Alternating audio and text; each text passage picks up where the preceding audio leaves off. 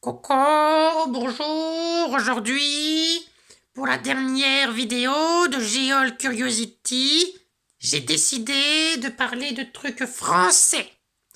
Alors, je vous présente le pont d'Arc à Vallon-Pont d'Arc, en Ardèche.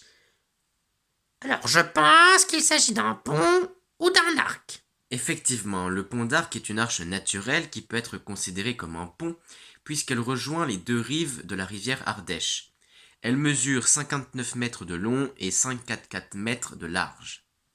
Mais c'est un hasard fabuleux que la rivière passe pile sous l'arche. Imaginez, elle aurait pu percuter la falaise ou passer à côté. Mais non, elle choisit pile de passer en dessous. En fait, c'est la rivière qui a façonné l'arche. Ah bon? Mais comment ça? J'ai jamais vu des rivières fabriquer des ponts. Voici comment coulait la rivière il y a plus de 200 000 ans. La rivière formait à cet endroit un méandre. Un méandre, c'est une sinuosité arrondie décrite par un cours d'eau. Ah, les méandres! Tu en parles dans la vidéo sur la géomorphologie fluviale. L'arche n'était pas encore façonnée. Voilà où elle se trouvait. À la place, c'était de la roche, une falaise. Mais au fil des années, et ce depuis 500 000 ans, l'eau tape sur la roche, pénètre dedans et parvient même à la dissoudre. Car cette roche est du calcaire. Le calcaire est une roche qui peut facilement se faire dissoudre par l'eau. Oui, ça on a compris, je pense, à force de le répéter sans arrêt. Bon, les années passent et repassent et au fil des crues et des crues, un trou se forme dans la roche. L'eau n'est plus arrêtée par ce pan rocheux et passe donc par ce chemin depuis 140 000 ans, laissant le méandre se dessécher et devenir un méandre mort. Voilà qui est fait, l'arc est bel et bien formé. D'accord, je comprends mieux. Il me semble aussi que ce pont d'Arc est désigné comme la porte des gorges de l'Ardèche. Mais c'est quoi une gorge? Une gorge, c'est un passage entre deux reliefs. Le cours d'eau présent dans une gorge est encaissé entre deux falaises.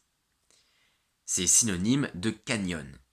Les gorges sont aussi formées par l'eau des cours d'eau qui creusent son lit. Et pour l'Ardèche, comme on l'a déjà dit, la roche est du calcaire, donc rien de plus facile. Ah là là, les roches calcaires peuvent former de très beaux paysages, je trouve. Ah, et j'ai cru entendre autre chose. Il me semble qu'il y avait des hommes préhistoriques avant. C'est vrai? Effectivement, une des grottes avec des peintures préhistoriques les plus connues en France se trouve près de l'Arc, dans la commune de Vallon-Pont d'Arc. Il s'agit de la grotte Chauvet, composée de milliers de peintures attribuées à des hommes vivant à l'Aurignacien et au Gravettien, il y a environ moins 37 000 à moins 28 000 ans.